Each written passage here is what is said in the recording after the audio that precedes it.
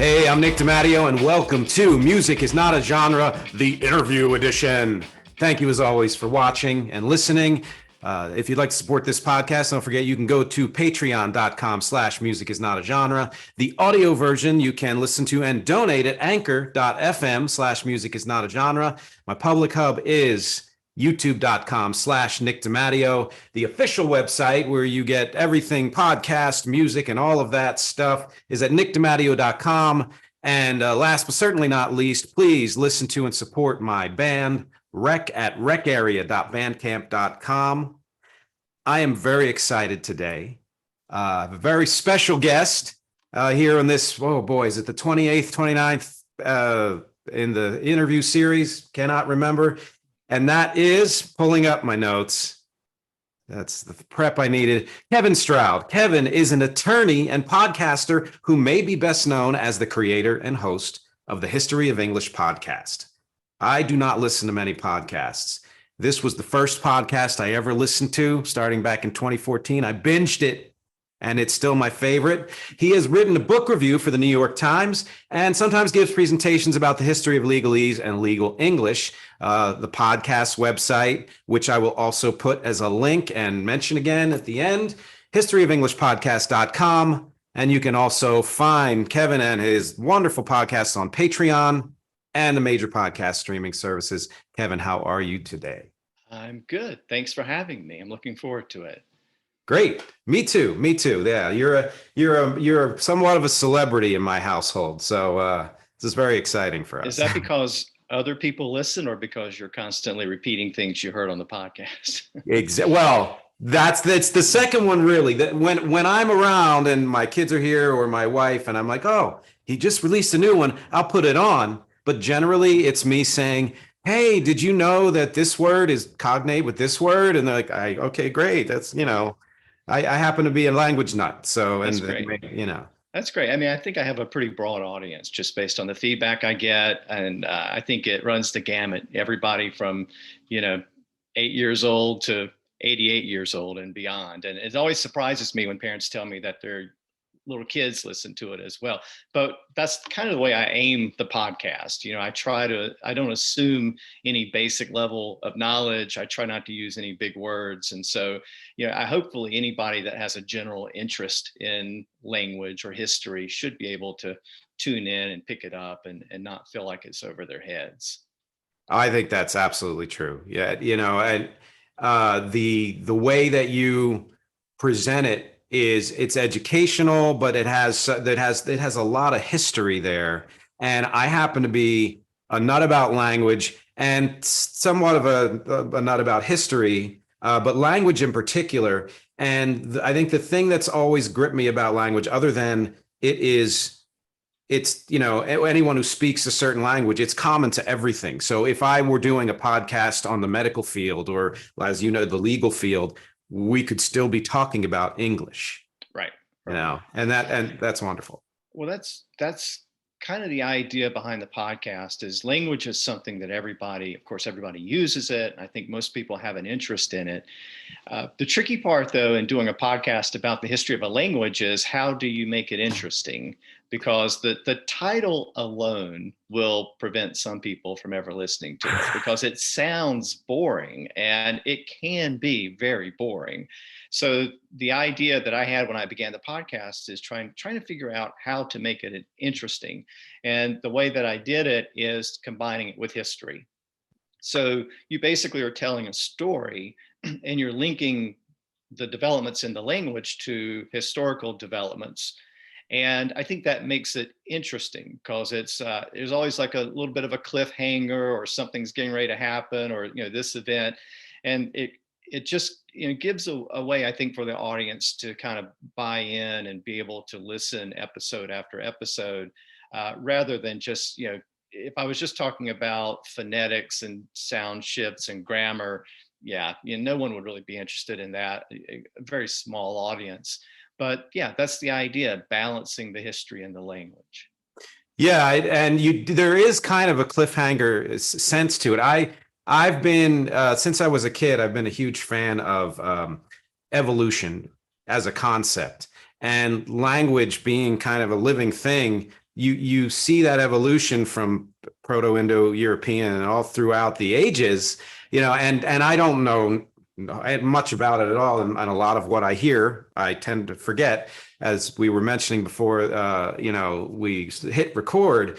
But there are little markers that I know, like the Norman Conquest. So, when did, Old English become Middle English? Or, oh, I'm a big fan of the Shakespearean period, Elizabethan and all of that. And to know that, oh, maybe in a couple episodes, it's going to get to that that's kind of, I like that. Yeah. Yeah. You have those major landmark events. And you mentioned the Norman Conquest is the big event, because that's really what transitions English into what they call Old English today, which is the language of Beowulf and the original language of Beowulf. And chances are, if you ever read Beowulf, you read a modern English translation, because the original language is so foreign.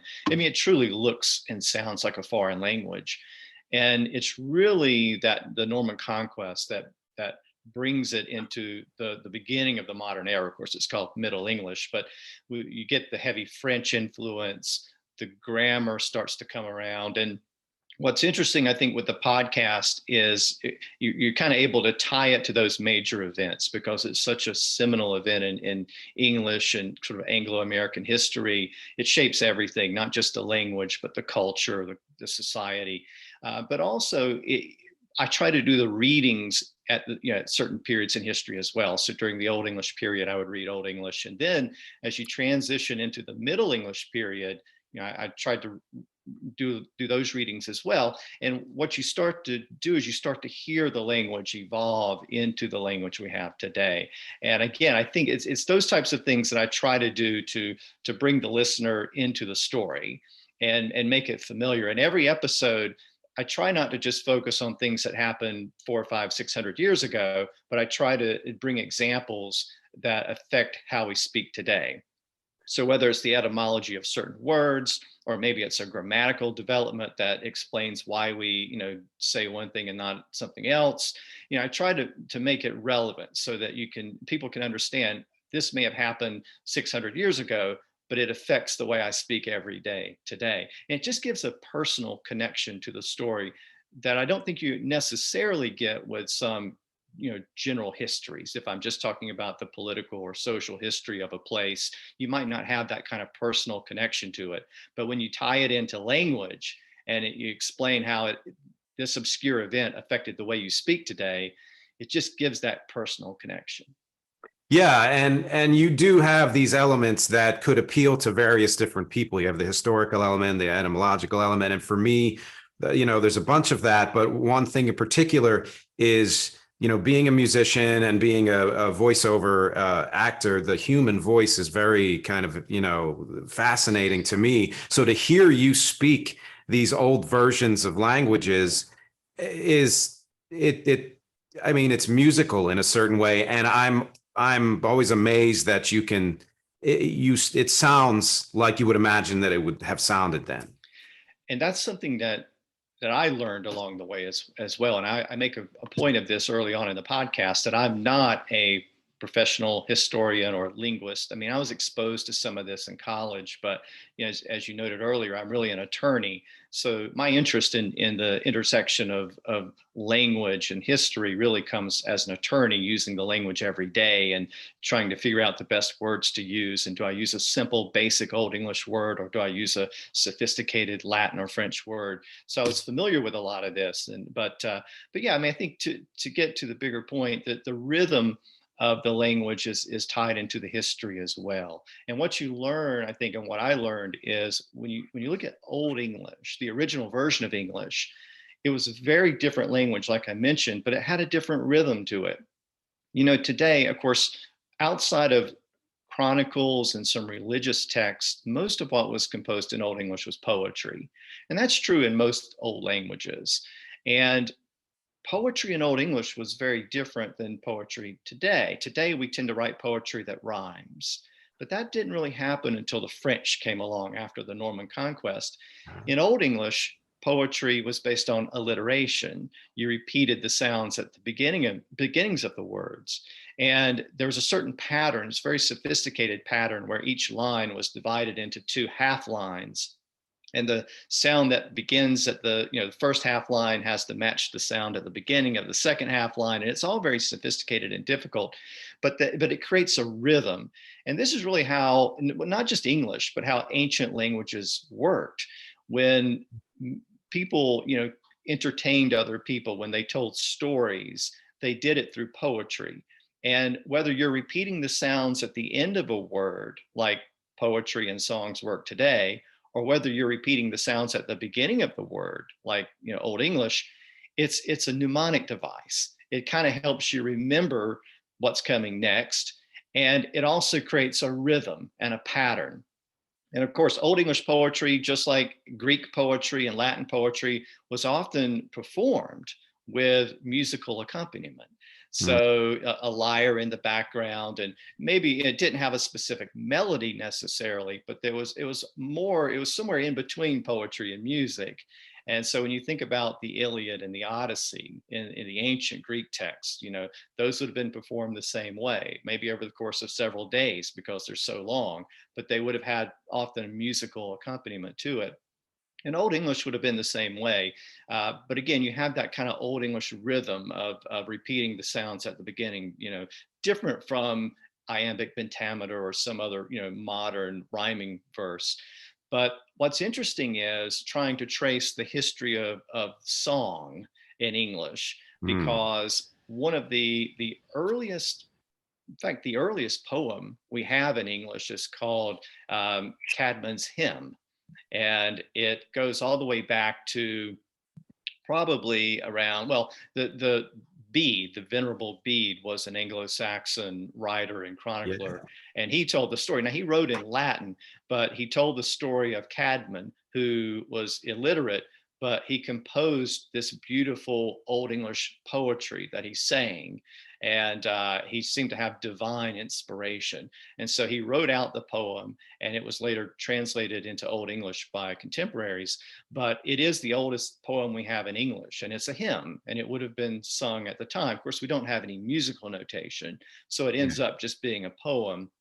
And this is true throughout the Old English period. It's really not until we get into the early Middle English period that we start to find musical notation. It's not the modern musical notation, it's an older form. But for the first time, we can kind of get a sense of what the melodies would have sounded like. And that comes around really in probably the mid 1200s or so. We get some of the earliest English songs. So when would the Caedmon's Hymn have been?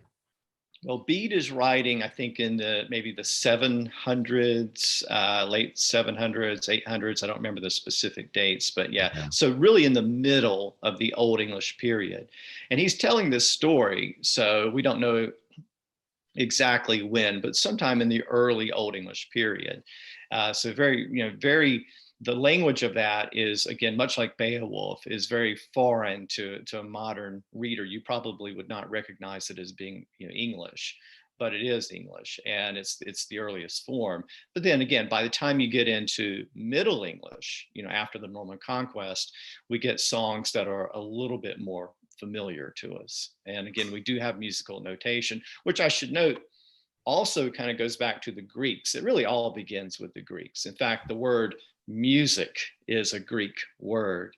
And it comes from the Muses, because there was this idea that poets were inspired by the Muses, and they were kind of the goddesses of poetry and music. That's where we get the word music from. And of course, a lot of the terms we use for music come from ancient Greek. So you have melody, harmony, chord, symphony, anthem, and music, and so many just basic, because the music was important to the Greeks. And the Greeks even had a very ancient way of notating music, whereby they would put letters of the Greek alphabet above the words alpha, beta, gamma, and each of those letters represented a certain tone or sound. And that is believed to be the ultimate origin of where we get our modern idea of using letters for musical notation. So, wow. A, B, C, D, E, F, G, or, various sharps and flats based on that. So again, it all really goes back to the Greeks. But in English, we really have to wait until the late Middle Ages before we can kind of get complete songs where we have lyrics and musical notation. And I mean, I'm pulling out a lot of stuff that I learned in college. Again, most of which I forget, but I know Pythagoras was big in kind of the development of musical notes and how that's based on, you know, harmonics and all of that.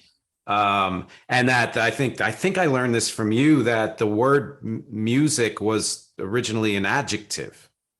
It was music, like there was as of the muses or something like that. It probably, yeah. I mean, again, Yeah. as I've mentioned before we began, some of the research I do, some of these episodes I did years ago, so it's Yeah. sometimes tough for me to remember the details of every word. But yeah, Right, that's very, right. very true. The other interesting thing about that word is it's also where we get the word museum, because they would build temples to honor the muses, and that Wow. kind of evolves into museum. So yeah, a lot of these words it's the fascinating connections between words when you realize how they're, you know, the etymology and the history behind them. And I'll say this, that some of what I do, and very, very little of it, but some of what I do in music is not a genre, has to do with the idea of how if you just take one step to the left, to the right, you see how different forms of music connect. And the Hmm. same is so true with language, whether it's whole languages or just individual words. There's so much connection. And for the podcast that I do, it's called The History of English, but I did something a little bit unique in that most histories of English will begin with Old English, with the Anglo-Saxon period. I chose to go back way beyond that, and I began the story with as far back as we can really go, and that's an ancient language called the Proto-Indo-European language. It's probably spoken about 5,000 years ago. But the reason I did that is because that ancient language is not only the ultimate ancestor of English, it's also the ultimate ancestor of Greek and Latin and the Celtic languages. In fact, almost all of the languages of Europe are descended from that language, as well as languages of South Asia, a lot of the languages of Northern India, for example. So that's why it's called the Indo-European language. But the reason I did that is by doing that, it starts to help people make the connection between English and Latin and the Romance languages. So if you speak French or Spanish or Italian and you recognize words that seem familiar, well, sometimes it's because we borrowed a version of that word into English, but sometimes it's because English has its own version of that word because of those ultimate connections, you know, in the language. And I give a lot of examples of that early on in the podcast, so I won't go through all that here. But it's really fascinating when you can see how English is connected to French or Spanish. Of course, it's connected to German because it's a Germanic language. And that's the beauty of English, is we borrow so heavily from other languages. And so you start to see these connections. And once you account for a few basic sound changes, you can actually, you know, recognize those connections very easily when you see other languages. Yeah, I think it helps, you know, it helps to understand other languages. You know, even if you can't speak Spanish or Italian or French, you're starting to get an idea of, oh, I kind of see what they're saying. You know, I'm watching, or we were watching a show called Welcome to Wrexham, which is about a Welsh soccer team. And TV star and Ryan Reynolds buy a Welsh soccer team, try to bring it up from the bottom. And one of the stars took some time to learn a little Welsh. And is that a Celtic It language? is. Mhm. Yeah, and just to see it written even is bizarre, and then to hear it sounds like something that existed way back, you know. Well, it's again the Celtic languages, including Welsh, you know, Gaelic, Scots Gaelic, and you have Cornish was once spoken, was a related language in the southwestern corner of England. It's disappeared now, it's gone extinct. And then even Breton, spoken in northwestern France, in Brittany, is also a related language. Those are the kind of remaining surviving Celtic languages, but those were once the dominant languages throughout Britain and the British Isles. And interestingly, English has very little Celtic influence in it. Now, again, they are ultimately related through common ancient Indo-European origins, but English borrowed very little from the Celtic languages. And that's something that kind of surprises historical linguists as they look at it, because you would think there would be more as the Germanic speaking Angles and Saxons and Jutes invaded England. Right. After the fall of the Roman Empire, there was a lot of interaction. And again, normally that would be an environment where you would pick up a lot of words, but it appears that the most of the Celtic speaking Britons were kind of defeated and pushed to the fringes of the British Isles, which is why the Celtic languages today are restricted to those areas like Wales and northern Scotland and Ireland. But for the most part, as I said, very, very little Celtic influence on English. Yeah, that is surprising considering they lived so close to each other. But I guess that's part of what to me, why you would tie so much of history into, talking about the language, because certain events really had a huge impact on how the language developed. In particular, something like a conquest where there was a firm decision, we're going to start speaking in this way or writing in this way. Right. And I always say English is a time capsule. And that's, a lot of people are frustrated with English because it doesn't seem logical or consistent. But sometimes our spellings reflect the time at which we borrowed a word and how that word was pronounced at the time. So we have, this wonderful kind of historical legacy tied into the language. Oh, and that just brings up a funny thing, which is quite often, probably too often, when we're preparing dinner or I'm doing the dishes, I'll often say like, "Oh, can you hand me that knife?" Or say, yeah, because it fascinated me to learn that, yes, that was once a pronounced letter on the word knife. Yeah. I mean, you think about a word like knight, like a knight in shining armor. There's 6 letters in that word, K-N-I-G-H-T.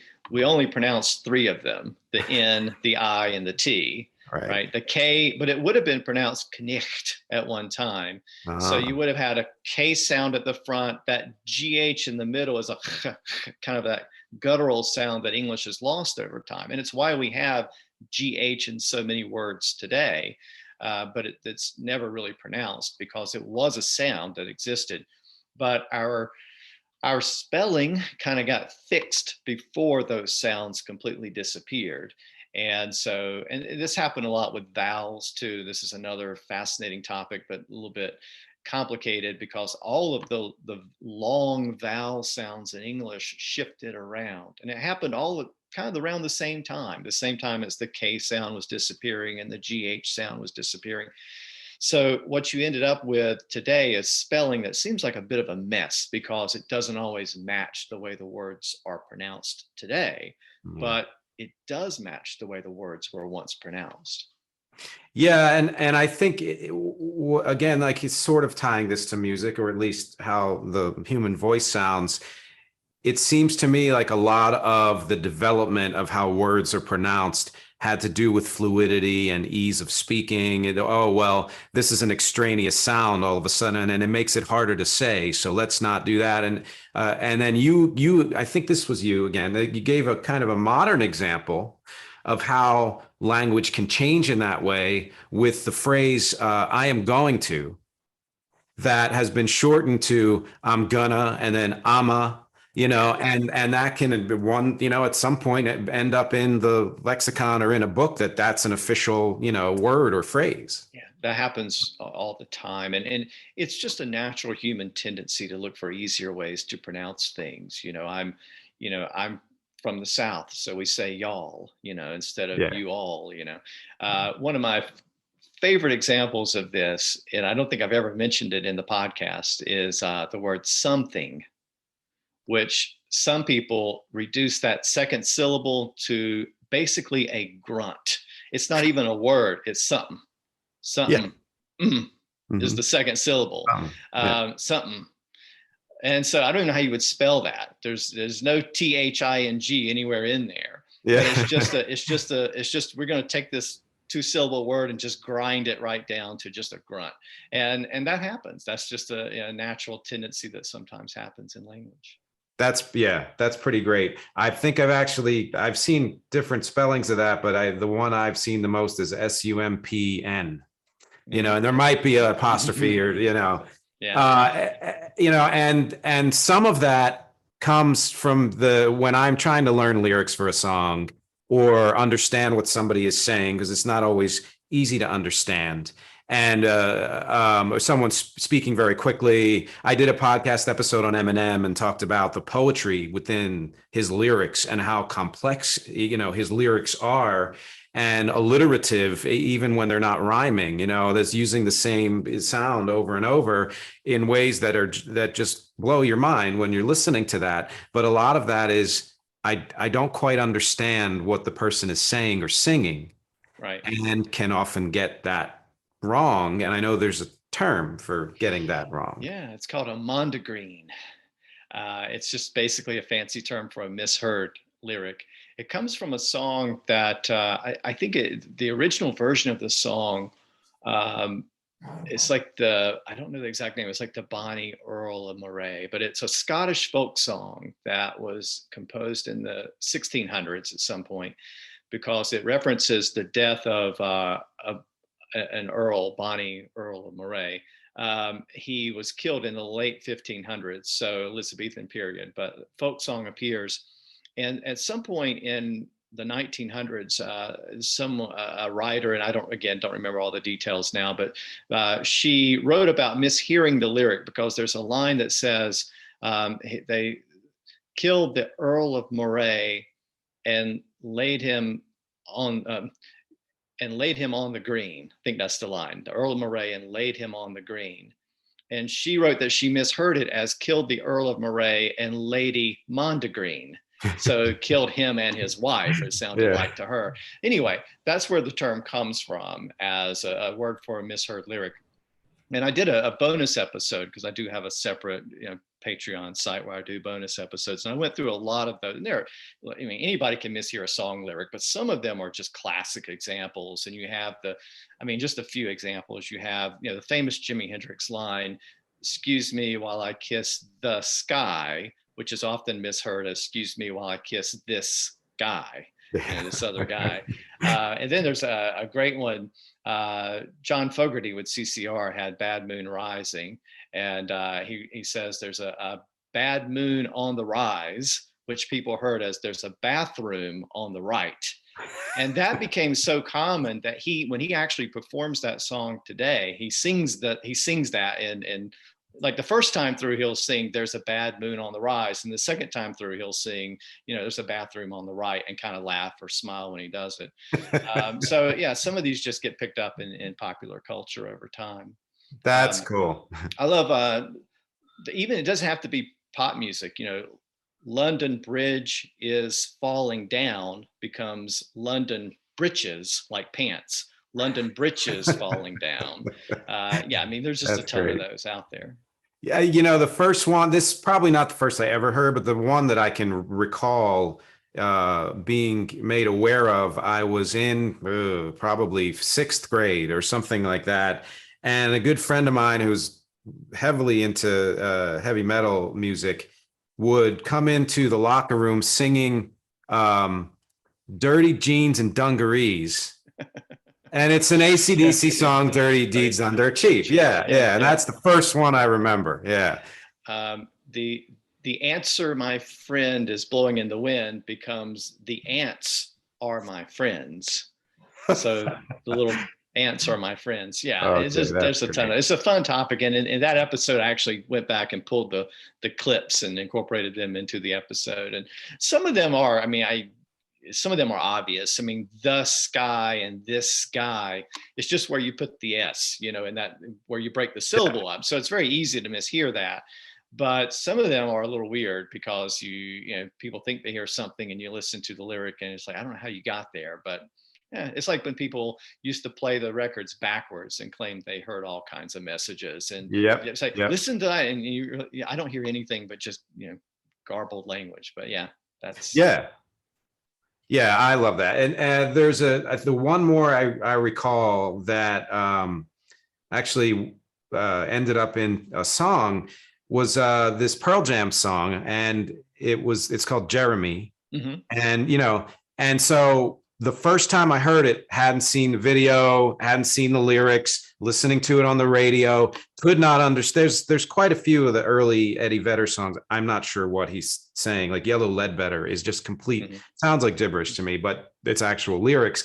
And the chorus of Jeremy, I thought for some reason he was singing clearly spoken, clearly said, which I then took. And when I realized and learned that he was singing Jeremy Spoke in class today, I was Hmm. like, well, hell, I'm going to use that phrase myself. And I wrote a song based on that phrase. But, Right, right. you never know where things are going to go. But I wonder how often people actually pull up the lyrics and listen to songs, because it's always fascinating to me. And I have to admit, I'm more, even though I do a podcast about language, I'm more of a melody person. I don't really focus on the lyrics. I just want I want the, I want a nice melody. I want the lyrics to kind of match the melody and have a certain feel and rhythm. So I don't really focus that much on the meaning of the lyrics, but sometimes I will be curious what I'm listening to and pull up the lyrics. And it's always fascinating to see the difference between what you think they're saying and what they're really saying.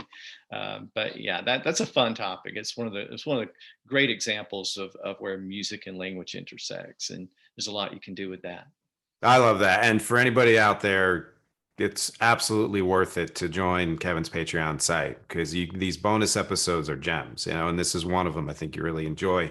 When it's so much easier to find lyrics these days, and you used to have to really listen very carefully if you were trying to perform a song and learn what it was, unless there were liner notes that included all the lyrics, which I would be the person who would very unadvisedly be listening to music in the car and have the CD case open on the seat just in case there was a lyric I didn't understand, Hmm. Hmm. because if I knew I really wanted to know more about that song, and I'll tell you I'm in a couple cover bands as well, and I've had to learn some songs that I've heard my whole life, and am still surprised often at lyrics I thought were one thing and were another. Yeah.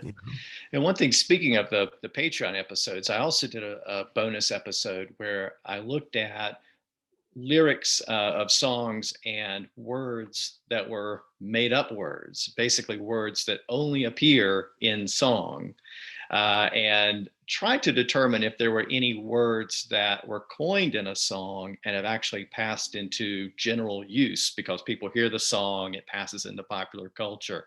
And there are a few of these.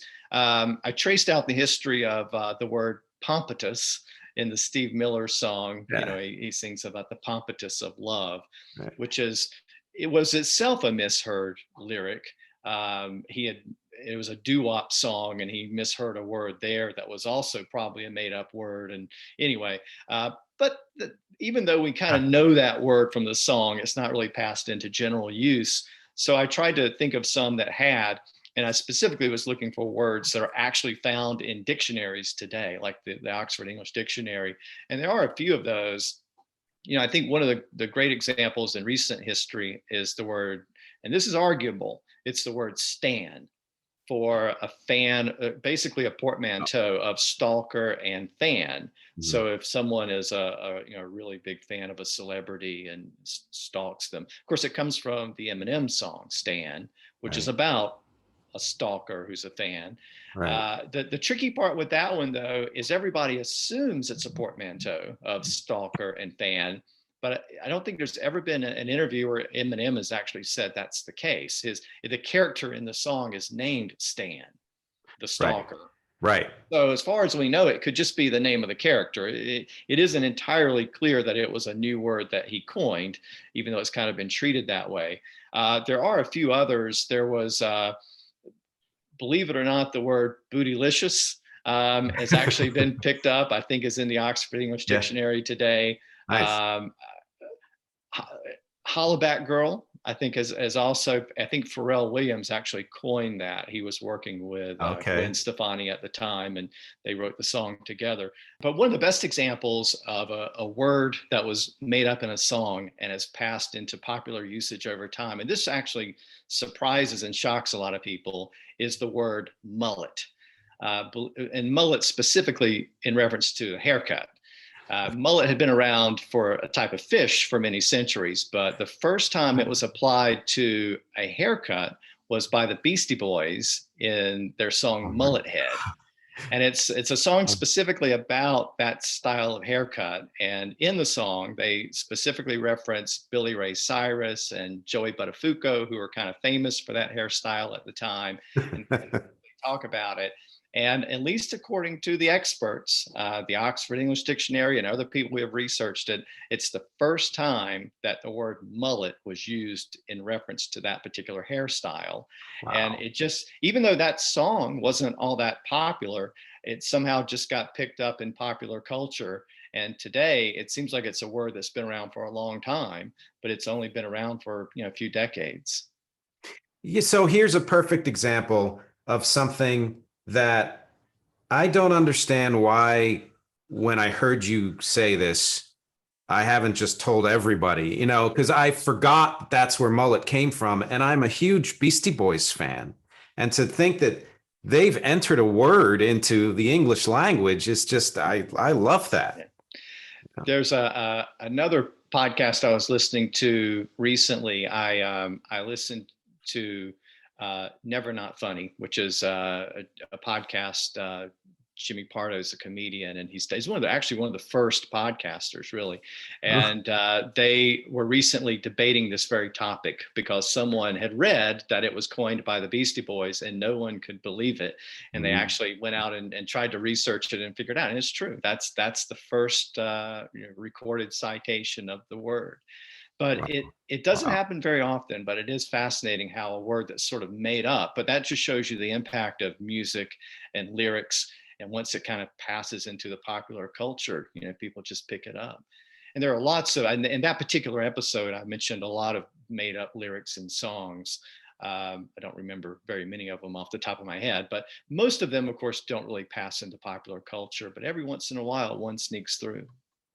And I would imagine, and I guess mullet is an example of this because it was the name of a fish, that not only have some words been coined in songs that have entered general use, but I'm sure there were plenty or have been plenty of words that have existed forever that were used in a certain way in a lyric that took on a new meaning that then passed into the language.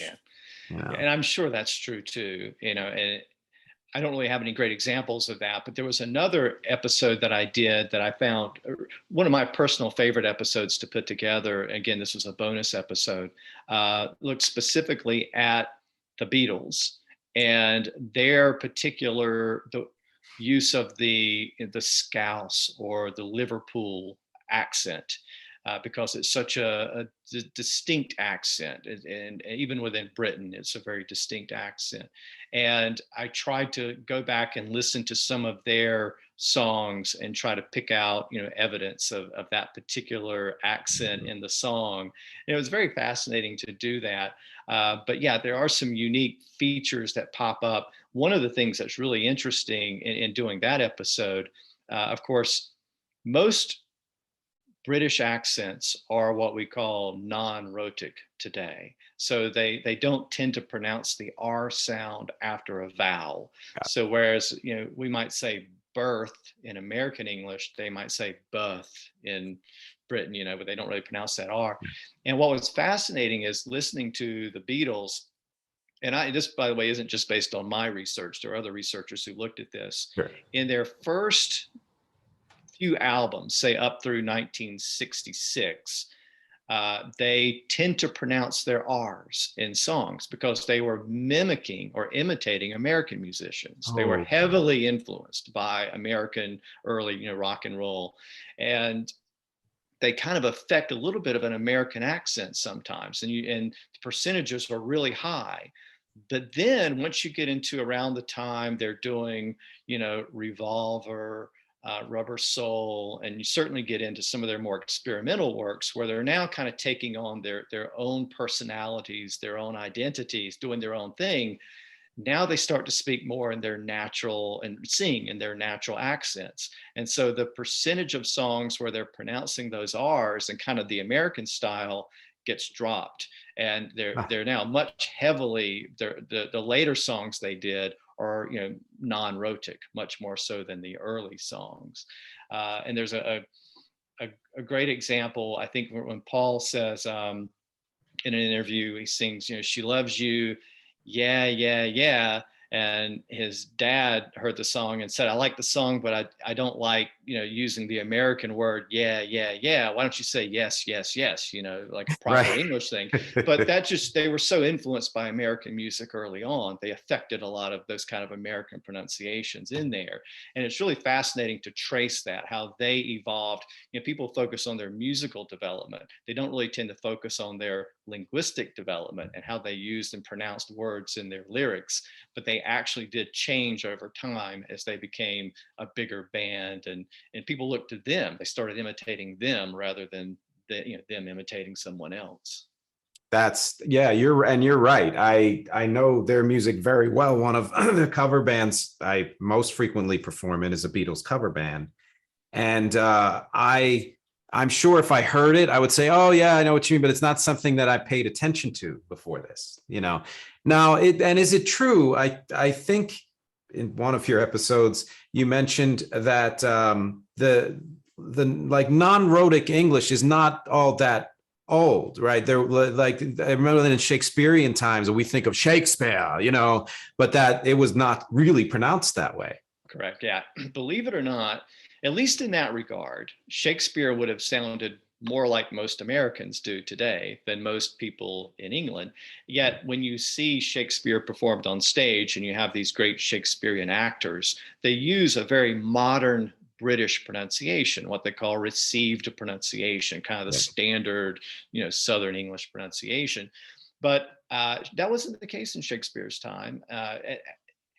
Is complicated because there would have been places in England where the R was not pronounced, mainly in kind of the southeastern counties, that part of England. But in London and most of the rest of England, the R was pronounced. And we actually have, people, once we get into the Elizabethan and Shakespearean periods, people are writing about English and people are writing about the way English is pronounced. And of course, as you can imagine, some people are very particular about it. They say, well, people are pronouncing these words wrong, and this is how they should be pronounced. And so we know from the way people were writing that they were critical of people who didn't pronounce the R.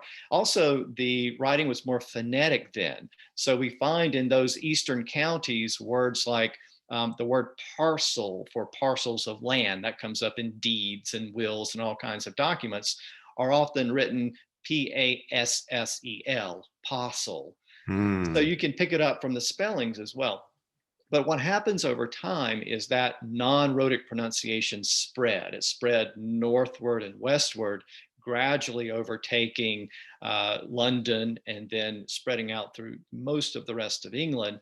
But that really didn't happen until the 1700s. And by that point, American English was already established. Now, American English itself is complicated because it has a mixture of rhotic and non-rhotic accents. But the rhotic variety was established well enough by that point in America that it eventually became the dominant version. But what's really interesting aspect of that is that American accents and dialects often reflect where they came from in England, because when people migrated from England to North America, they didn't always do it in a haphazard or random manner. They often did it in very organized ways. And it makes sense if you think about it. If you're from the West Country of England and you're thinking about migrating to North America, and you know that you have other family members living in Virginia colony, or friends or other people in your area, that's where you're going to go to, right? And that's what happened. Much of the settlement around the early Virginia colony came from the West Country of England, and some of the features of still today Southern accents have some of those features built within them. Well, think about in New England, the early Massachusetts colony, Plymouth colony. most of those settlers came from that eastern part of England, that southeastern part of England, where I said that they weren't pronouncing their R's in the 1600s when that migration occurred. And think about the classic stereotypical Boston accent today, Paki Ka and Harvard Yard. Yeah. It's non-rhotic. They're not pronouncing their R's. And modern linguists think that that's at least in part because the early settlers in that region came from that part of England that was where they didn't pronounce their R's. But that feature, again, spread out over time. So if you were to go back and listen to Shakespeare performed in the original language, and by the way, there are acting companies that do that today. It's called original pronunciation. If you hear them pronounce the words, it sounds, people who listen to it say it sounds like a blend of British English, American English, and Irish English. And as I say, that's exactly what it should sound like, because that was the form of English that was spoken just before those three major dialects split, because you start to get heavy settlement in Ireland during the late Elizabethan, early Stuart period, 1600s, and you get the first major settlement in North America around that time. So if you go back just before the language split into those three major dialects, you should hear some combination of the three built within that. And that's exactly what you get when you reconstruct the language and go back and listen to Shakespeare or original pronunciation. So it's really fascinating. I love it. There are too many things swirling in my head. That's how fascinated I am with all of this. And I remember the couple things I guess I'll mention is I remember, God, so long ago that Johnny Carson was still, hosting the Tonight Show, and he had a guest on who was a linguist and was going over kind of regionalisms. And I forget the word, but let's just say it's park. And he said, here are three different words, and I think it might have been park, pock, and pork, or something like that, or something. And he said, you're actually saying the same word, but in different regional, pronunciations. Mm-hmm. And I always thought that was fun. There may be one of the classic examples of that. There are lots of those, but the words Mary, Mary, and Mary. So M-A-R-Y, the name, M-A-R-R-Y, like to marry someone, and M-E-R-R-Y, like have a Merry Christmas. In my accent, and I think many Americans, I pronounce them basically the same way. But different accents, there are some accents that pronounce two of them the same way, but one of them differently. And then in other accents, they're all three pronounced differently, distinct vowels. And so this has to do with vowel mergers. Another example that I encounter all the time is what's called the pen-pin merger, which is where the short E and short I sounds merge together. So in my accent, naturally, I would say P-E-N and P-I-N the same way, pin. When I'm in the podcast, and this actually came up in the last episode where I talked about the first recorded lead pencil in English. But I have to be very particular when I'm pronouncing it to say pen and pin. And it still may not come out correctly, because in my accent, there's no difference between those two vowel sounds. And this is true in other accents as well. Another one is called the caught merger, which is where the word caught, C-A-U-G-H-T, is pronounced exactly the same way as cot, C-O-T. And in fact, this is true throughout much of the northern and western part of the United States and into Canada. Large portions of the English-speaking world today have combined those vowels. Whereas where I'm from in the US South, they haven't really done that. So I would say, I'm a lawyer, so I would say law, aw. Someone from New York might say law, law. Are you a lawyer? Lawyer, lawyer. And it's very subtle, but there is a difference there in that vowel. Yeah. And so when you hear these people who say, I can tell where you're from just if you say a couple of sentences, that may be a bit of an exaggeration, but that's kind of how they do it, because you can pick up on a few basic words and the vowel sounds in those words, and you can really pinpoint exactly where someone is from, at least maybe not down to the city, but at least within their general region. Well, I have a question about that, but one last word that in this, as an example, when I was a kid or teens or early 20s, I remember noticing that in the South Jersey, Philadelphia accent, which is where I'm from, Mm-hmm. if I'll say two different words, I'll try to get the accent right. Now and now. And one is nail and one is now, and they sound exactly the same. Yeah, Yeah. yeah, it's very Yeah. tricky. Yeah. It's to me, it's one of the most fascinating aspects of English, and it's something that I've tried to trace out. The great thing about a podcast is it gives you the opportunity to focus on sounds, phonetics, Mhm. differences. You can't get that in a book. There are lots of books about the history of English, but you can look at those phonetic transcriptions all day, and it's not going to make a bit of sense to you unless you have training in linguistics. The great thing about a podcast, though, is I can actually deal with these issues. And I try to do, I've touched on it a little bit, but it's a chronological podcast, as you I mentioned. So love I'm it. just Yeah. now up to the Shakespearean period. Most of these modern accent differences evolved in modern English. So I haven't really delved into them, but I've touched on them a little bit. But one thing that I did is I set up a page on the website where I encouraged listeners to leave voice samples, Oh, which yeah. I have used a little bit, but I'm mainly going to be using those in future episodes. And what I encourage people to do is read a series of sentences that I included on that page. And those sentences are based on the very things we're talking about. There's a sentence that uses the word caught and caught in the same sentences, and these types of things to kind of pick up slight differences in accents. And I'm going to be using those more and more in future episodes. But yeah, that's to me one of the most fascinating things is why do we speak the way we do? I get emails all the time. I got an email yesterday from someone asking me about a word like street. Now, I would say in my accent, street. So I say kind of a sh sound, Street. Yeah. sh sound, street. Whereas most people would say street. I can't even really say that very well. Yeah. Again, it's an accent difference. I've gotten this quite a bit because my last name is Stroud, but I would say Stroud. But anyway, I get that question a lot.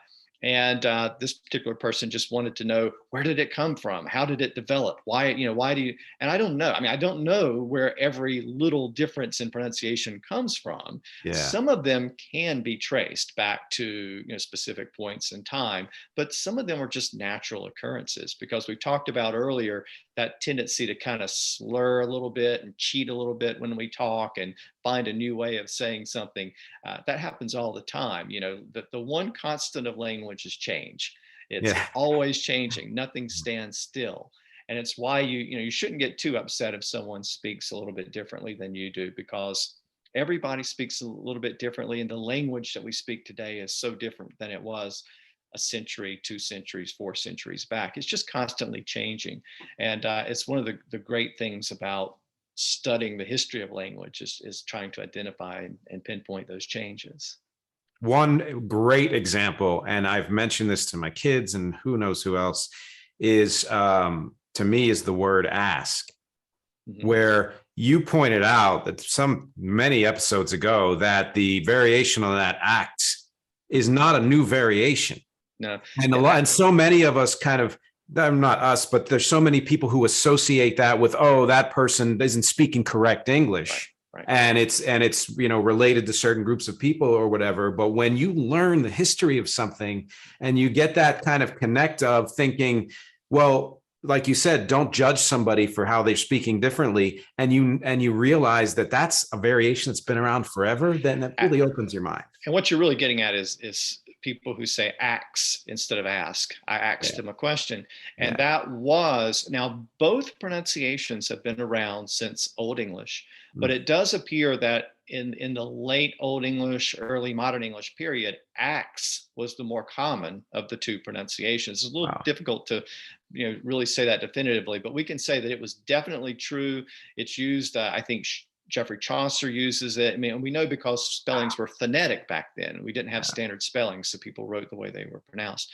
But yeah, so it was a very standard spelling. This again happens a lot. One thing that's really interesting is the Old English speakers apparently had a problem a little bit with the SK sound, sk. Huh. And so that may have been a factor in why ask became ax. They just sort of reversed those two sounds. In fact, when Old English, as I said, came out of an older language, which is called Proto-Germanic. It's the common language of English, German, Dutch, the Scandinavian languages. And that language had that sk, that sk sound. But one of the sound changes that happened very early on in Old English that distinguished English from other languages in the Germanic family was that sound was softened from sk to sh. So it went from an SK sound to an SH sound. Now, this is really important because a few centuries later, England is invaded by Vikings who actually end up conquering about half of England. They called it the Danelaw. And so they settled there and they brought their Norse language with them. Well, Norse is a Scandinavian language. It's a Germanic language, very similar to Old English. In fact, it was so similar, the Vikings and the Anglo-Saxons probably could communicate with each other at the time. But what happened is a lot of those Norse words started to be adopted into English. And so what we find, if we look closely, is we have a native English word with the SH sound, but we have a Norse or other Germanic word with the SK sound. And my favorite example of this is shirt and skirt. Shirt is the Old English word. Skirt is just the Norse version of the same word. It's the word the Vikings brought. And for that to make a little more sense, you have to think about it in the sense that clothing was very different at the time. It was more like a tunic, a long robe that kind of draped over you. It was tied in the middle with a belt. Well, so Anglo-Saxons called it a shirt, Vikings called it a skirt. Well, in later centuries, when those two garments became separate garments, as fashions changed, the English word was applied to the top half, the Norse word was applied to the bottom half. But we find this all the time. You have a ship in English, but you might have a skiff or a skipper.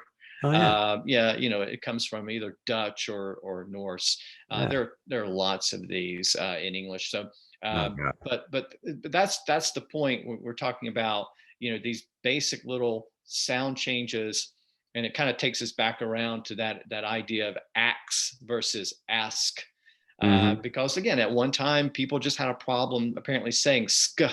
And so they just shifted it to a different sound. And those pronunciations were common in the language, and they still linger, but maybe they get associated with one particular dialect. And anytime you have a non-standard dialect, it tends to become stigmatized. So people see it as inferior and see it as wrong. And so then those pronunciations are deemed to be wrong. But that's what I hope the podcast helps to dispel some of those myths and get people to understand that this isn't necessarily a case of laziness or ignorance. It's just simply the fact that we speak differently. Some of us use different pronunciations. We don't make fun of British English because they're not pronouncing their R's. In fact, even many Americans revere British English. They consider it to be a very posh accent, when someone speaks in that manner. But yet it's a change that has developed within British English over time. It's a modern pronunciation difference. But this is how language works. It's natural. And I feel like, and this is I've got a couple questions to bring this back around to music. This one kind of gets us halfway there, I'll say, and having to do with how language can split into dialects and regionalisms. My question is this. It just popped into my head a few minutes ago. So in the development of music, you have, you can trace back the origins of a certain kind of music further back than even the term for it existed. So, rock and roll music we associate with the 50s. It actually sort of started more in the 40s, Rocket 88 and songs like that. And then you have rap music or hip hop, which we associate with the, late 70s, 80s and all of that. But there were elements of it that existed in the 60s and even in certain cultures way before that. And so you have these types of music, blues and country and things that diverged into all these different genres, right? And then in the 90s, you have two of these divergent genres that have all of a sudden reconverged into rap rock, Limp Bizkit and Kid Rock and things like that. Have there been, and is parts of America maybe an example, times where these dialects and regionalisms of people coming from different areas then converging into a certain area that then creates, let's say, the New York accent or the Philly accent? So question is, do those modern accents reflect a blending or convergence of different accents together? Is that accents that once diverged then come and converge and create something new? I think, yeah, I mean, I think certainly that happens when you think about, particularly within American English, which, as I noted earlier, has so many different settlement patterns. The fascinating thing about American English to me, and I haven't gotten to that topic in the podcast yet because it's chronological, we're not quite there yet. Yeah. But what's fascinating about American English, let's focus on that, is that the earliest reports we have about the way people spoke in North America is that there was very little difference in accent. So when people from England, from other parts of Britain traveled to the colonies and they traveled around, they wrote their diaries and reports and went back home, one of the consistent themes was that people speak the same throughout the colonies. There's not much difference. And that would surprise us a little bit today.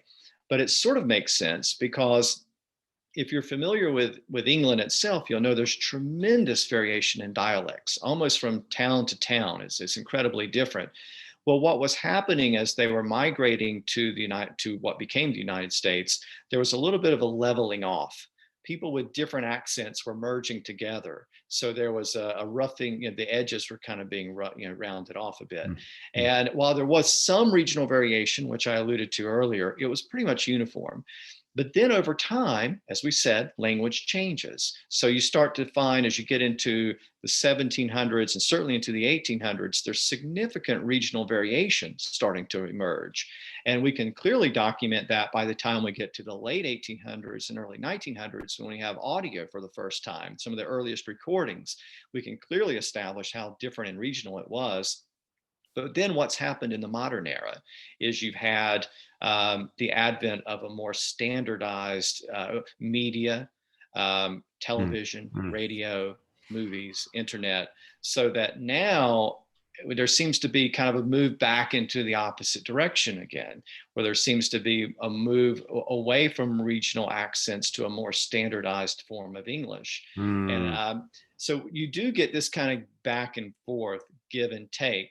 As far as there actually being a blending of old accents into new accents, it does. I'm sure it happens. I'm sure it can be documented. It's very tricky to trace. I think we went back to that idea of rhoticism. I think is a good example of that. If you think about, I said that the New England accent, that Pakika and Owwt is non-rhotic. Well, there were also places, many parts of New York City, as very famous, had non-rhotic accents as well, where they didn't pronounce the R's, was once much more common. I think has started to decline a little bit as well. And then in parts of the South, you had, those old kind of, that famous Southern accent that's also non-rhotic, my father and mother, and just, but those have started to decline as well. So I think what you've seen there is a kind of an example of that, where there was a little bit more regional variation, but what's really happening is a more standard variety is being established, and then it's sort of merging over. I've maybe not the most clearly thought out answer to your question, but I'll try to give you one good example of this, I think. Yeah. In English, we don't really have a way to distinguish second person singular and plural. So I'm talking to you right now, individual. I'm referring to you as you, but I might refer to a large audience as you as well. We lost that distinction. We used to have it in Shakespearean times. I would say thou and you. You was the plural version. Thou was the Oh, singular version, okay. or the. But at any rate, we lost that distinction in English. And English has been trying to figure out a way to deal with that ever since. And there are so many different ways.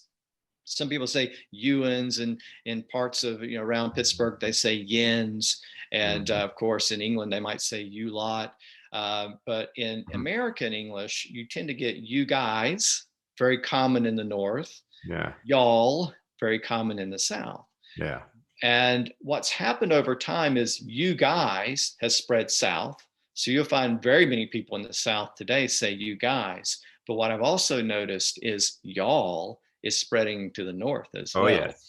And you'll hear it now. Partly it comes through migration patterns, African American English, or sometimes called African American vernacular English or Black vernacular English, whatever fancy Hmm. term you want to use for it. Hmm. But it is basically a branch or dialect of Southern American English.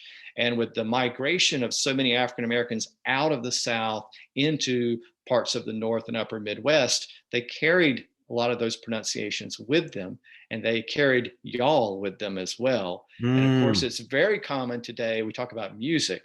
How often do you hear y'all used in, especially, hip hop, R&B, soul music? Very common.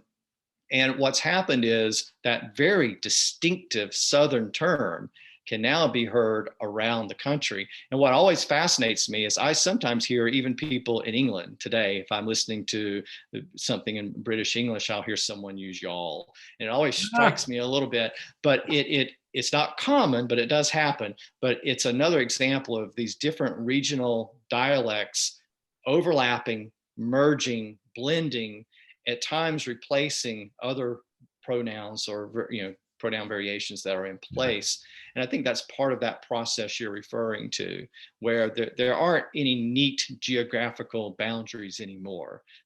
Right. These things are Right. blending together. And it's funny because linguists have tried to, there's a branch of linguistics that actually tries to predict where the language is going. So rather than Mm. looking backwards, it's looking forward and trying to Ah, guess. And one thing that a lot of those linguists believe is that English is going to resolve this problem and have a singular and plural you in the future. And right. they think that it will be a version of you all, the plural version.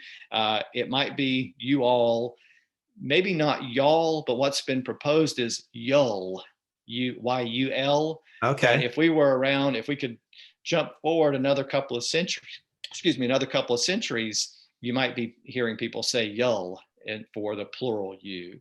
That's been what, just looking at patterns and historical patterns. But yeah, this is a good example though of how these different regional dialects influence each other, separate and merge back together. That, yeah, and it brings up, just to quickly touch on it, so much is going on in culture with gender identity and trying to find that singular that's non-binary, and then we've settled on they, but there may be something else that might work even better. And others have been proposed. Z was proposed at one time, but it's very Hmm. difficult to make up a new pronoun. It's much Yeah, easier to take an existing pronoun and just apply it in a different way. I good mentioned purpose. Yeah. was once the plural pronoun. Now we Yeah. use it for singular. Yeah. They has since the time of Geoffrey Chaucer, they has been used for singular, uses, when people, because we don't Oh, really have a good gender neutral term. So we say, the postman came by earlier and they left me a package on the front doorstep. oh yeah. That's been around since 1300s, Huh. because we don't really know if it was a he or a she. We don't want to say it, it left the Yeah. package. That seems kind of offensive. So we say they, and we do that all the time in normal speech. Oh Don't even yeah. really think about it, but that's the singular they. And now we've talked about it just being adopted as a more general pronoun form. Right. Right. This is the way pronouns work. In fact, the history of pronouns in and of itself is fascinating, because you would think pronouns would be pretty stable, and they actually haven't been very stable at all. A lot of people don't realize that words like they, them, and their, three of our most common pronouns, came from the Vikings. Those are Yeah. Norse pronouns. The English versions were more like hey, hem, and her. They had an H sound at the beginning. Ah. In fact, a lot of the Old English pronouns began with that H sound, which we still have in words like he and him and her. But the female version was heo, and it got really confusing. And so sometime around early Middle English, English picked up the word sheo, which became she. Yeah. So she is not native to English. They is not native to English. Them is not native to English. There is not native to English. You was once a plural pronoun, is now a singular pronoun. Yeah. A is sometimes applied in singular version. So when people get upset about pronouns, it's like, dude, if you looked at the history of English, there's a whole history of this happening going on, and it constantly changes. Damn right. We only have a few minutes here, and there are a couple of things I had noted down that I can't imagine any other guest I will have, give me an opportunity to say these things. When I was studying music in school, we went through the history of music pretty thoroughly, and the one song I remember is a song that you've mentioned before. Is Summer is it coming in? Right. Summer is coming in. Yeah. And I think that's one of the, and this was, I guess I was a teen. So it was one of the songs and things in life in general that kind of caught me onto wanting to understand more about the development of the English language, because I could understand most of it, not all of it, but enough to know, like, wow, summer songs have been around for hundreds of years. It is. We talked at the very beginning of our discussion about the earliest songs in English, and that's one of the earliest ones. I think it dates back to around the 1200s or 1300s. In fact, I actually could pull it up, and I don't know if you would want me to, but I could try to read it in the original Middle English, just to kind of give listeners an idea of the difference between Middle English and Modern English. I don't think we have time. I would love to, but yeah, maybe we'll just note it down underneath. One more thing, which is just a funny thing. I've been listening to your podcast for 8 years. I've heard every episode. I recall a few years ago, not very long ago, you have this theme song, which is Medieval Fair, Sean Pigott, right? Right. Mm-hmm. I noticed at a certain point for the first several years of your podcast, the fade out of that song had a little glitch in it. It had a little hiccup. And when I was listening to it, I listened to 60 episodes in a row when I first listened, and I got attached to that. And I was like, oh, I know that was not meant to be there, but it kind of is like a nice, like warm little thing. And at a certain point, I don't know if somebody pointed it out or who does your editing, that disappeared. It got fixed.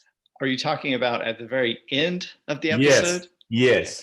It's funny. You're the first person that's ever mentioned this to me. And so I can tell you what happened. The song you're referring to is a stock audio clip. And I get asked about that song all the time, but it's one that I purchased.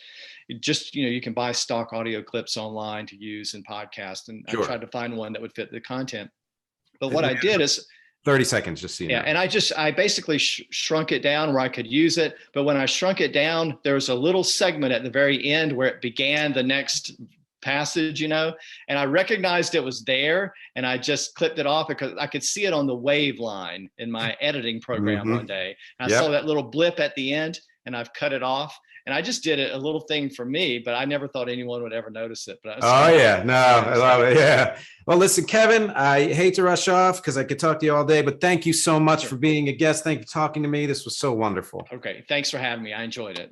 Absolutely. And thank you to everyone for listening and watching. Please, historyofelglishpodcast.com and on Patreon and anything else that's down there. I'll talk to you next week. Bye.